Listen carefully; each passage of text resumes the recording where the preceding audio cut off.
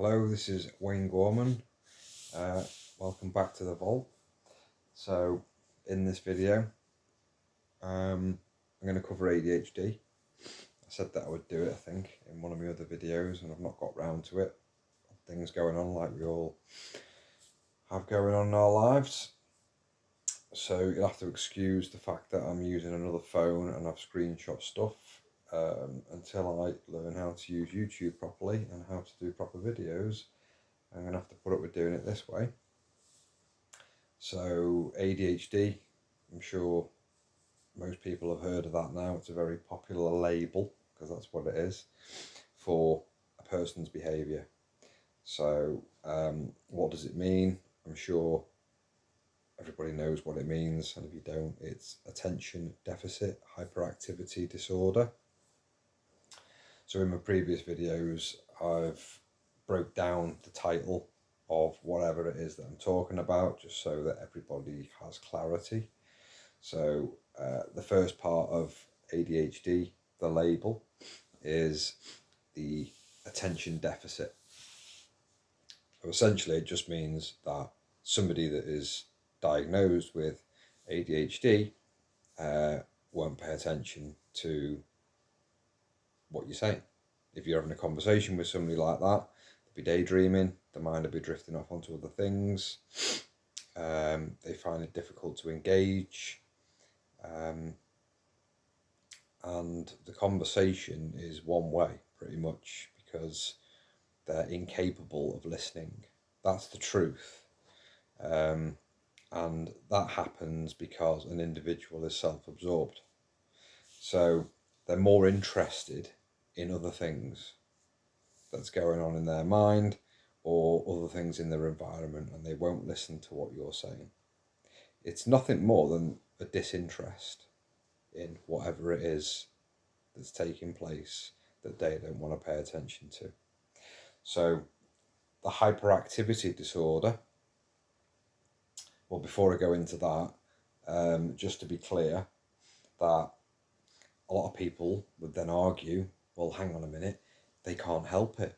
If they've got an attention deficit and it's their brain and it's a chemical imbalance and they can't control it, then you can't blame them for it, right? Now, as far as I'm concerned, in most cases, unless somebody is born with autism, and people aren't clear about how these conditions arise. That's the thing.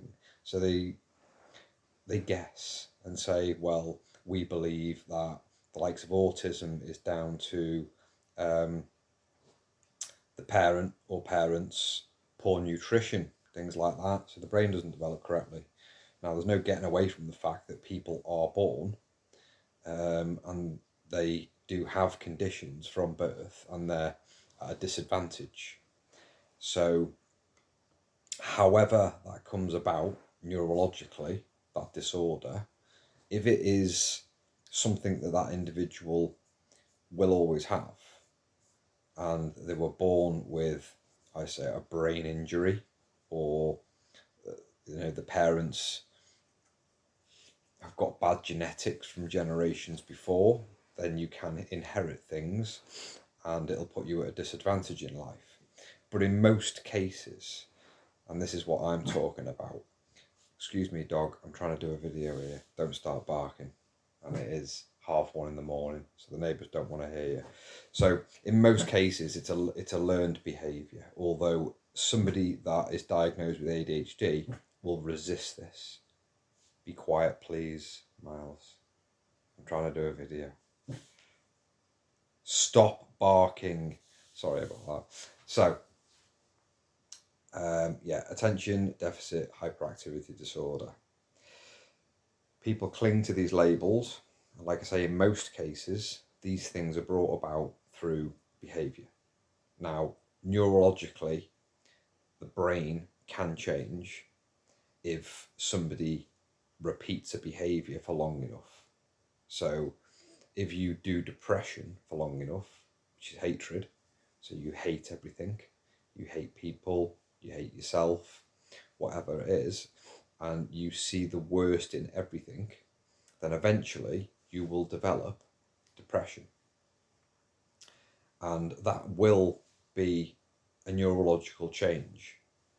And so therefore, if depression gets a grip, and it becomes a long-term thing, it's harder to battle with then, because there are changes taking place in the brain due to the way the person thinks. Then they might need an aid, which would be medication. But you can, if you're not too far gone, rectify your thinking. And things like CBT and stuff like that, talk therapy, work very, very well. And they do eventually repair and heal. And neurologically, you're less susceptible, once that healing has taken place, to being depressed. So if you feel good, you don't feel the need to correct anything. So therefore, you don't do anything. Now, if you feel bad and you feel the need to correct something, then the worst thing you can do in that case is hate the hatred, because then you get hatred squared, and it's a vicious circle. And this is why people get stuck in their minds, because they don't understand mental health. Back to ADHD. So attention deficit is a disinterest. It's as simple as that. So the opposite of interest is hatred. So if somebody is hating and then they are able to develop interest, it'll displace the depression. So ADHD is a label that's given for multiple conditions that arise. So the attention deficit, you could say that individual will indulge in depressive type thinking, and so therefore they will find disinterest. Then their level of suffering will increase, and this is why they go into daydreams and things like that and ruminating, because they're trying to resolve the problem of suffering and they don't understand how to do it, so they're not present. And then a doctor might turn around and say, you need to be more mindful and pay attention to things in life, tangible things, not things in your mind. That's what they mean by you need to be mindful. A lot of the time a doctor will give this type of advice, be more mindful. Now, what you actually need to do is be more mindful of what's going on in your mind, not try and force your mind into the environment, because it has a negative effect. So an attention deficit is reversible if you understand it. Hyperactivity disorder, well, you've just got a lot of energy, so I've had a look online, because this label keeps coming up all the time. I've got friends on Facebook that post things about my ADHD brain and my ADHD brain and all this kind of stuff. And I look at it and I think that's so sad that they buy into these labels. So just because a doctor's told you you have ADHD, right? You have ADHD, and it's the same thing again. You do ADHD in most cases, right? These neurological changes that take place through behaviour, because they turn around and say a lot of the time we don't know how it comes about. It could be this, it could be that, or it could just be the way that that person thinks, the fact that they become self-absorbed. Changes take place neurologically. You could say that chemically they do as well, because you can have atrophy to the brain that will cause you to not be able to sleep. This is a fact that you'll struggle sleeping, and whether you want to or not, you won't be able to sleep. Now, I would attribute that to a chemical imbalance, but a lot of spiritual teachers and things like that will just say, no, it's just the way that you think. I'm not convinced by that. I think that there are physical changes that take place that you no longer have any control over, and then medical interventions are sometimes required. So attention deficit is not paying attention because you're more interested in something else, whatever that is. So the person is capable of interest.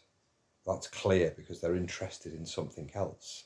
So whatever's occupying their mind is stopping them from being interested in if they were having a conversation, for example, what the other person's saying, because they're in their own head. They're interested in that. So it's not that they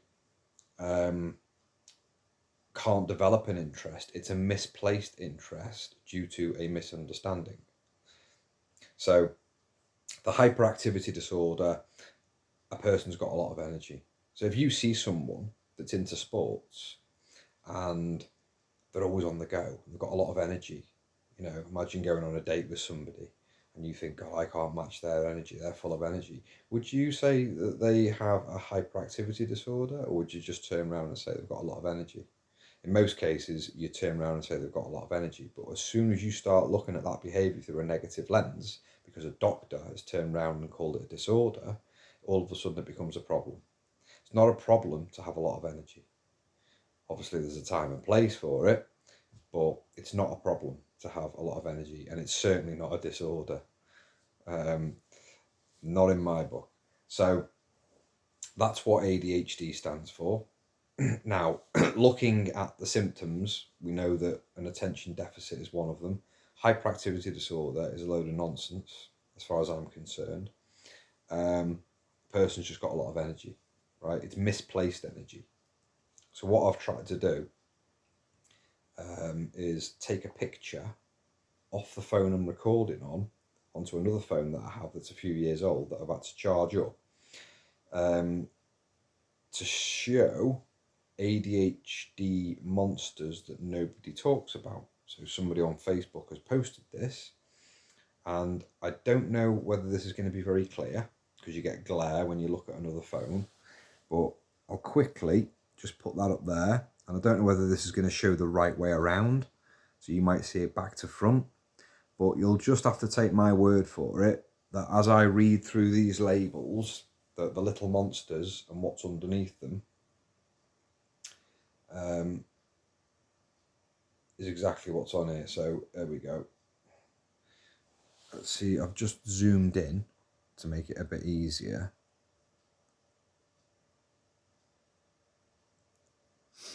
Let's have a look. That one there, difficulty sleeping. That might look back to front to you, or it might look the right way around. I don't know. But anyway, on here, ADHD monsters that no one talks about. This is a post that was on Facebook that I saw, and you've got hyperfixations is the first one. So this is where somebody would try too hard to focus on something and then find it difficult to take their mind off it. They're looking at intently. They're looking very, very intently at a specific thing because they've labelled themselves as having an attention deficit and that being a problem. So they then try and compensate for this imagined problem, and they hyperfixate on things. Now, all this is to do with understanding that the problem is thinking there's a problem, right? So if I subconsciously believe I have a problem, then I'm going to try and tailor my behaviour. So everything that comes from that is going to be a hyperfixation, for example, because I've been told I've got an attention deficit and I've bought into that. I've got an attention deficit, I've got a problem, I daydream, I can't concentrate. So what I'll have to do is make more of an effort to do so, and so you get fixed on things. That's how a hyperfixation comes into being. So forgetting to eat or sleep. This is another one. So I don't know whether you can see that. It'd be nice if I could show you forgetting to eat or sleep. Four little hands in the air. Looks quite cute. They all look quite cute, but forgetting to eat or sleep. So when there's atrophy to the brain, it's not a case of forgetting to eat.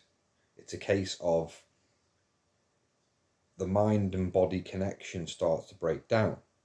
So there are certain chemicals in the brain, I think it's called Ghrelin or something like that. I'm not sure, I've not looked it up, but I read it somewhere a long time ago when I was doing weightlifting and stuff like that, and these certain things that I was taking, supplements, were supposed to promote Ghrelin or Ghrelin or something like that, which is a chemical in the brain that makes you hungry, so you eat more so you can put on mass. I'm not interested in that anymore, but at the time I was. So what happens is there are chemical responses in the brain and the gut that elicit hunger. So I don't know whether you've heard of Prader-Willi, but that is a condition that people are born with, a little bit like Down syndrome, where it's a physical, genetic, inherited, you might call it a defect, because it's not correct. But what it means is that that individual won't be able to switch off the hunger response. So it's the opposite of this. So someone with Prader-Willi syndrome will try and get into the cupboards to eat food. The parents, mother, father, will have to put locks on the cupboards to stop them getting in there, because they'll cry, they'll scream, they'll do anything to try and get to the food because of that connection. Never switches off when someone has Prader-Willi syndrome. Here we have the opposite, where you're not forgetting to eat, you're just not hungry. The response isn't there. So this isn't factually correct. And forgetting to sleep. You're not forgetting to sleep, you can't sleep. It's not a case of I forgot to sleep. If you don't feel sleepy because of the way your brain's working, then you won't sleep. You won't need to sleep, is the other thing. You might go for a week with a few hours sleep and then all of a sudden you'll crash. But you don't forget to eat or sleep, right? So ADHD monsters that nobody talks about, well, let's talk about them and let's go through them one by one. This is nonsense, okay? Black and white thinking. So what is black and white thinking? It's either this or it's that, and there's nothing in between. So somebody that is going to be accused of black and white thinking, it'll be yes or no and not maybe. That's all it is there's just a bit in the middle missing. So it's extreme types of thinking, which comes along with catastrophizing.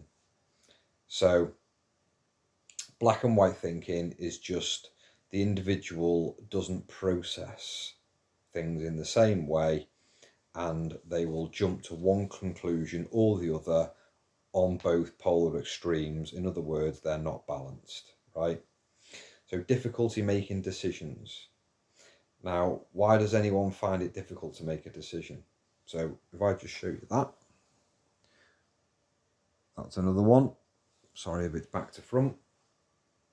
Well, if you're indecisive, it means you're in a state of doubt. So I'm not sure what I want to do here. Doesn't matter what it is, the subject is irrelevant. The fact that doubting is taking place is the fact. So if you find it difficult to make a decision, it means that you haven't got all the facts. And if you haven't got all the facts, you're not confident in your decision making.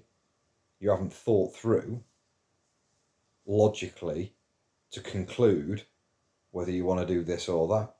So basically, that may as well say you doubt, which is born from low self-esteem, which I've covered in other videos. What's that got to do with an attention deficit hyperactivity disorder? Everybody doubts. It's just if you make a big deal out of doubting, right, and then you turn around and say, this is a problem, I'm a doubter, and now I need to sort this out. Well, you don't need to. You can't make a decision. What you need to do is collect the information, gather the facts. It's a case of weighing up risk and reward, whether something is worth doing or not. So you just need more data. So you can find the data if you look for it, if you think clearly. Depression. So now we're talking about depression. So this is one of the things that is in the ADHD label. Little smiley cow with horns or whatever that is. Whoever came up with these drawings, well done, to make it look all cute and funny. But why is that cow smiling? we're talking about depression here. Anyway, depression is brought about through the way that you think. You compare what you have to what you want. You make a judgment. There's a sense of entitlement there. I think I should have this and I've got that. And whatever it is that you think you should have and whatever's getting in your way, you'll try and push that, whatever it is, out the way. And so therefore you do depression. Now if you do that for long enough, it will affect the way that you think, further thinking. You'll condition your mind, and then the effects will be felt on your brain and your physical being. And you can then end up with prolonged depressive periods where your emotions start to change, you feel differently, and then the sense of dread will slowly start increasing. And the more you try and get away from these feelings that you're creating, you're then stuck in a loop. So difficulty sleeping, yep, covered that one. That's forgetting to eat or sleep. So difficulty sleeping is more accurate than forgetting to sleep. So you don't need two monsters there, do you? You just say, look, people that develop these patterns of thinking find it difficult to sleep. Yes, and then a doctor might prescribe you something like Zopiclone, and you might get 2 hours sleep and you'll be catching flies in your mouth. It won't be quality sleep, a little bit like when you drink lots of alcohol, you try and get your head down, the day after you feel lethargic because it's not quality sleep. And this will be the same feelings that you'll get through sleep deprivation. Unfortunately, it gets very, very bad if you are sick mentally. So, forgetting to use the restroom. Now, if that's talking about a bathroom, I don't know that many people that piss themselves, right? Unless they have issues with their bladder. I'm not a doctor, but or actually just end up shatting themselves. Babies do that, but most adults that I know don't. And anybody that's been diagnosed with ADHD, I've never seen anyone piss themselves yet. So, poor impulse control. So, that comes about because an individual is suffering mentally, maybe physically as well, as a result of their mental behaviour. And what they will do then is they'll gravitate towards things that they find pleasure in. So it doesn't matter what it is: excessive drinking, excessive drugs, excessive acts when it comes to sex, excessive amounts of food. It will be excess in one area or more in that individual's life. And so it's almost like a moth to a light. If you're suffering and you want to alleviate that suffering, then poor impulse control will be developed through, in Buddhism they call it sensual desire. It'll be gravitating towards things that you feel that are going to give you pleasure. Could be drugs, like I said, alcohol, jumping into a million different relationships in a short space of time. Whatever you find pleasure in. You might like the honeymoon period in a relationship, and therefore you might only stay in a relationship for a couple of months and you'll jump into the next one because it wears off. The kissing goes by the wayside, the intimacy drops off a little bit, the arguments start, you get friction, you get resistance, you don't want to work through it, and you end up with poor impulse control, which is why people cheat as well.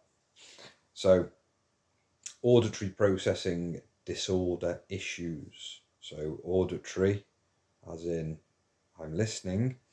So, if you're preoccupied in your mind with X, Y, and Z, then you're not going to be listening to people. You'll find it hard to pay attention. So that's where this attention deficit comes in as well. So if someone is talking, you might hear what they're saying, so you might hear the words, but you don't process the information because you're half in your head and half listening to what they're saying. And then you're also beating yourself up because you're unable to pay attention. You've got things that you need to go through in your mind to understand why you're ruminating, why you're thinking the way you're thinking, why you keep telling yourself you've got problems, and all this sort of stuff that goes on in your mind in order to address. Now, when you address that, you will then be able to listen to what other people are saying, and you won't be self-absorbed, and it won't be an effort. If it's an effort to force your mind onto something, like listening to a conversation, right, and you're busy in your mind, you need to figure out what's going on in your mind and resolve that before you be able to listen. It's not force your mind onto conversation, which is where hyperfixations come in. So, difficulty switching tasks. Well, a little bit of the same thing, isn't it? If you get stuck on something and you're focusing on it and you want to complete it, a lot of that can, well, there's two reasons for that really that just stand out to me now. And like I said, none of my videos are rehearsed, so I don't cut them or anything like that. This is all coming as it comes. So it is what it is. Difficulty switching tasks. So you've got the hyperfixation, which comes from the subconscious idea that you've got a problem and you need to pay more attention to something. So you'll focus on that intently. And then difficulty switching tasks. There was something else I was going to say on that. Well, why would you want to switch tasks anyway if you're busy doing something? You wouldn't want to until it's complete. That was right. So the last thing is, you don't want to give up because you're constantly beating yourself up in your mind that you're no good. You won't want to let go of what it is you're doing until it's complete. So there's the two reasons why you get hyper focusing and you get that attachment to not wanting to give up with whatever it is you're doing. Anxiety. Again, I don't know why it's in ADHD, because anxiety disorder or depression, ADHD or bipolar, these are all different labels for different things that go on, but someone's put all these labels into one thing here. So anxiety, as you might know, is trying to predict the future. You're anxious about something, you're worrying about the outcome, you've got a lot of what ifs in your mind, and that's how that comes about. So sensory processing disorder issues. Well, sensory, we're now bringing in more than one sense. So auditory would be hearing, correct me if I'm wrong. Sensory processing disorder issues. So everything's an issue, right? Or a disorder. At the end of the day, if you're in your mind and you're not in your body, right, then you're not in reality. So there's just one sure way to create madness is to start believing in your own thoughts. That is what madness is. So you won't be as aware of your senses, your five senses, because you're stuck in your head. So that's sensory processing disorder, apparently. Mood swings, well, everyone gets them. People in relationships have mood swings. 1 minute they're in a mood, the next minute they're okay. So it's all down to whether they're getting their own way, whether things are going the way they want them to, or whether they expect them to, or the way they think they should be. If there's resistance, you're not doing what I told you to, or you're not doing what I expect, then you will change your mood based on a comparison. Again, that's how depression comes about, to what I want and what I have. If they're two different things, then there'll be an imbalance. It's not reality, because what you have is what you're getting, and that's the end of it. But you don't want that. So therefore, you will go into a depressed state. And then when you do get your own way, things are going right for you, you'll be euphoric. And this is how black and white thinking and bipolar disorder comes about, through that very process, except it becomes very extreme. Struggling to recall commonly, I think that's supposed to be used words, it just says use words. Struggling to recall, well, I forget names all the time.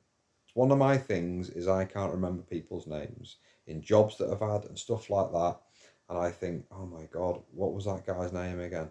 And I might get the second name a bit wrong, or I might mix up the first and second names of people.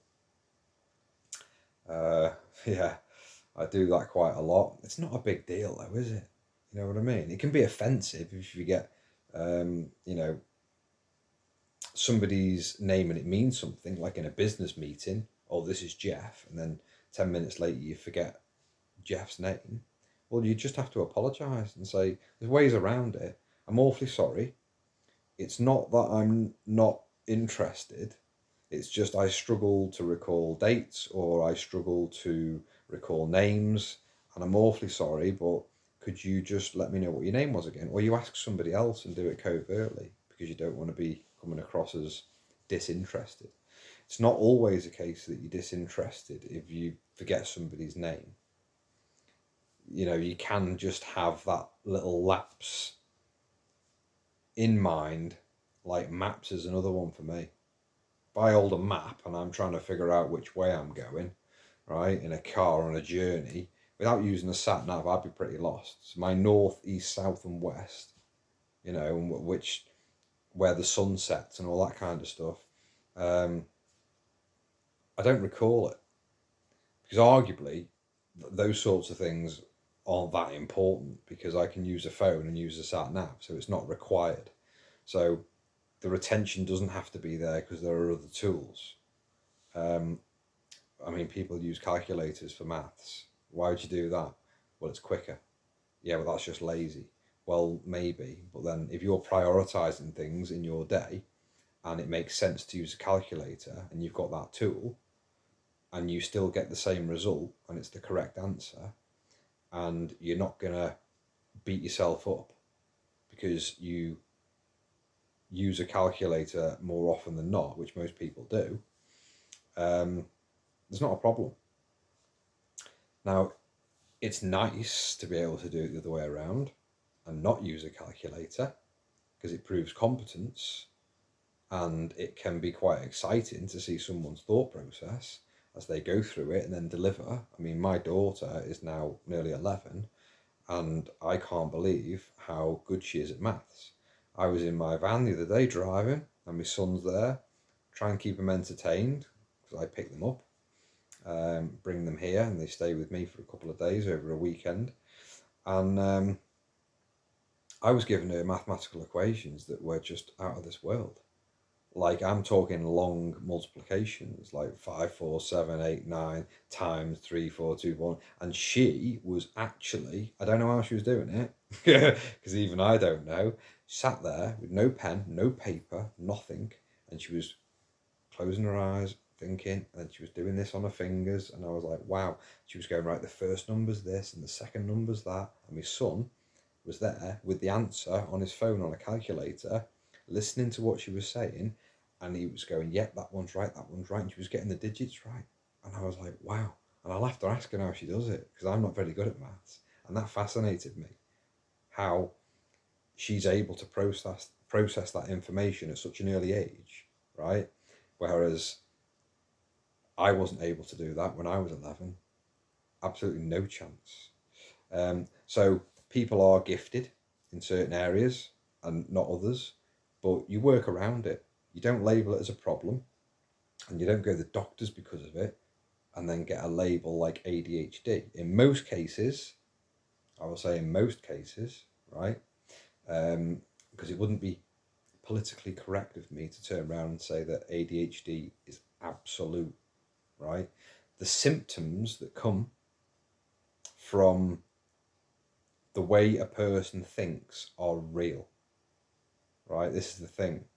So you can end up with an imbalance in your thinking and your emotions, and that is real. And structural changes can take place in the brain that will make it very difficult to sleep and things like that. And there's nothing you can do about that once it gets to that stage. Well, I say nothing, but what I'm saying is once it's done, it's done. And it's harder to reverse then.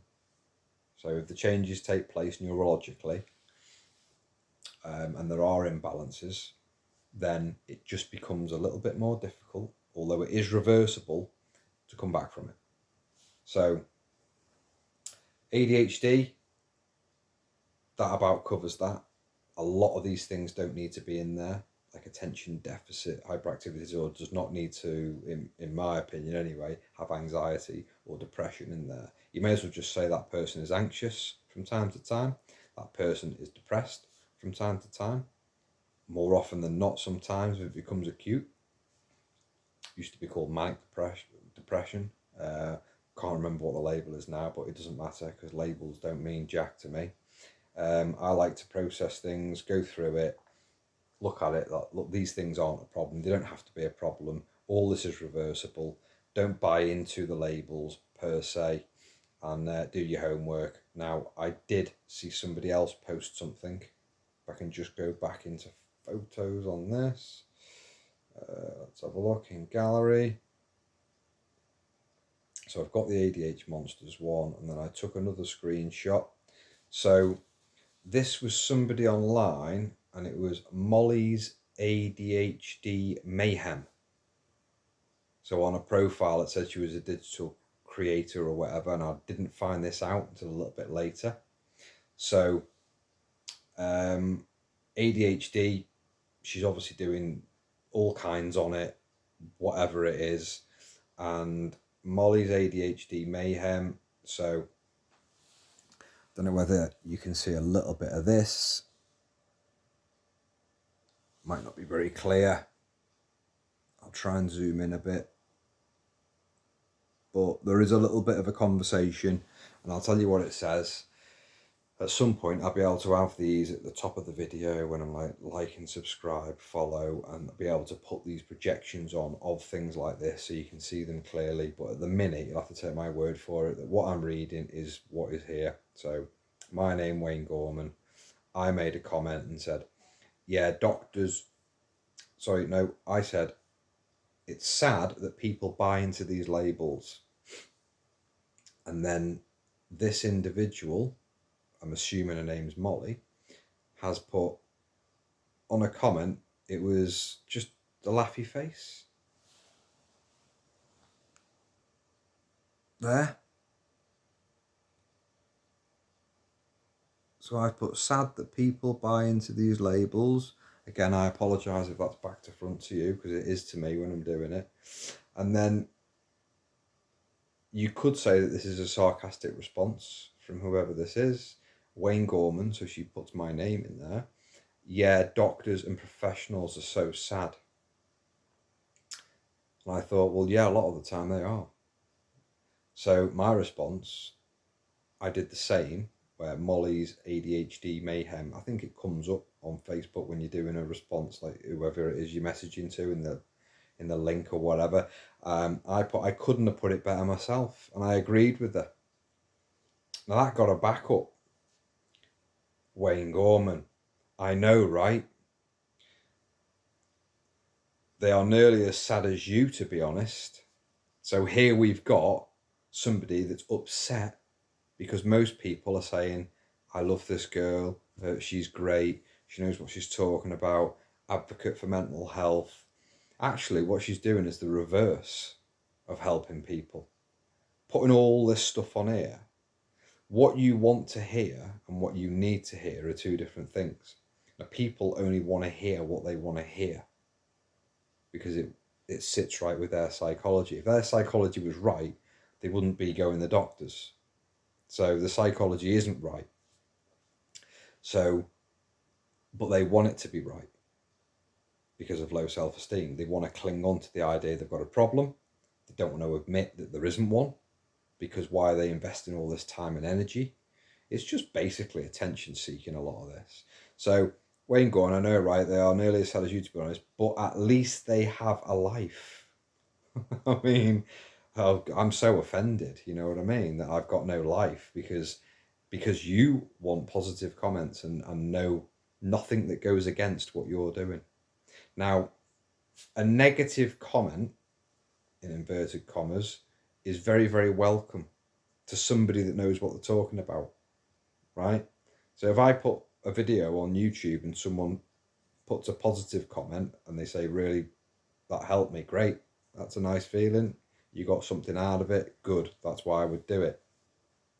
But equally, if someone doesn't get anything out of it, or they don't want anything out of it, or they see no value in anything that I upload, then negative comment it.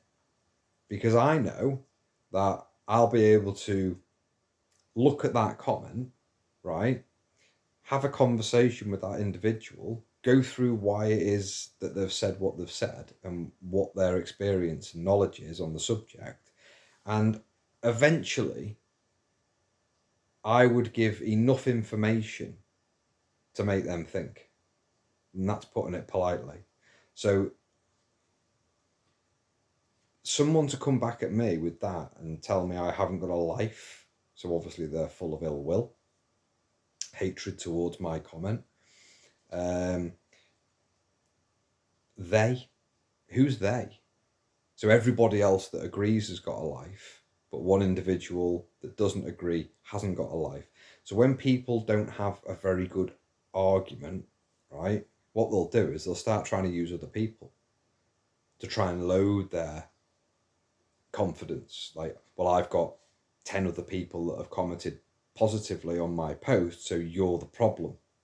Well, no, it doesn't always work like that. You have to grow a pair sometimes and have those 10 people stand before you and go, I think you're wrong. And you go, well, that's fine. Well, let's have a look at why I'm wrong. Ask me some questions. I'll give you the answers. I'll ask you some questions. Can you give me the answers? And we know what's going to happen there. You get a lot of people disliking you. So,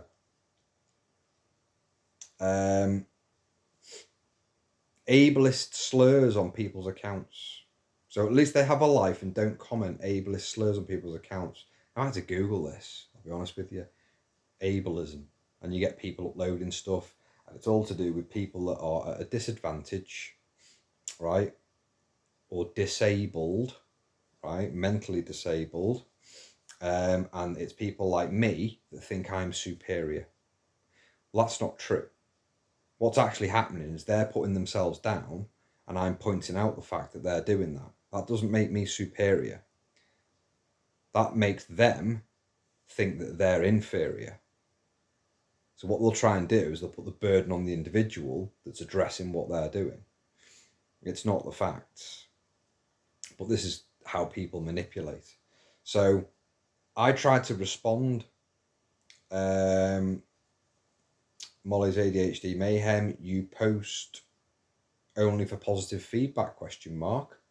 Unfortunately, not everyone is going to agree, but obviously you're not okay with that. And I did put unlucky. So, I don't know whether you can see that there's a little red thing there on my last response, because I got blocked. And do you know why?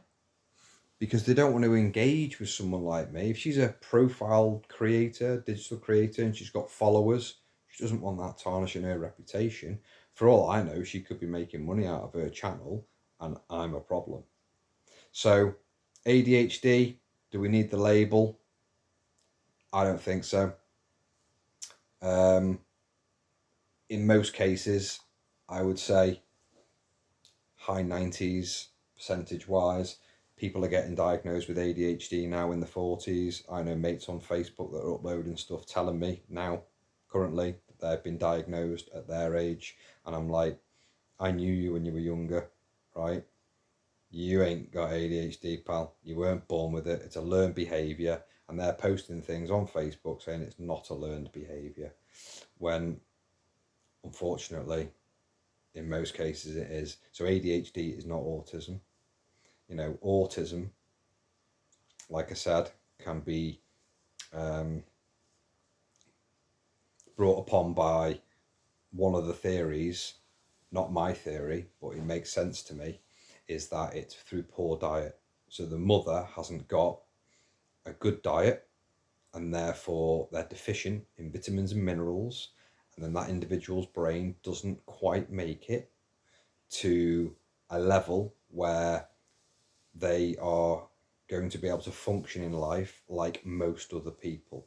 So you could say that people that are born with autism are in a minority. I don't know the statistics, I'm just guessing there, but I know a lot of people and I don't know many autistic people. So just going off my stats, I would say that the majority of people aren't born with it, but more and more people are being born with these things happening because of poor diet, because of the health professionals pushing things like seed oils and sugar into the product and everything like that, and things are becoming more and more minerally deficient.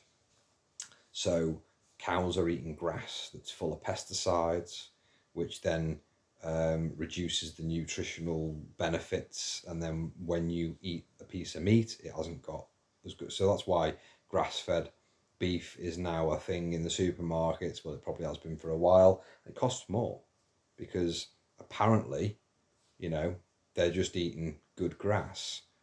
There's probably pesticides on that. You never know.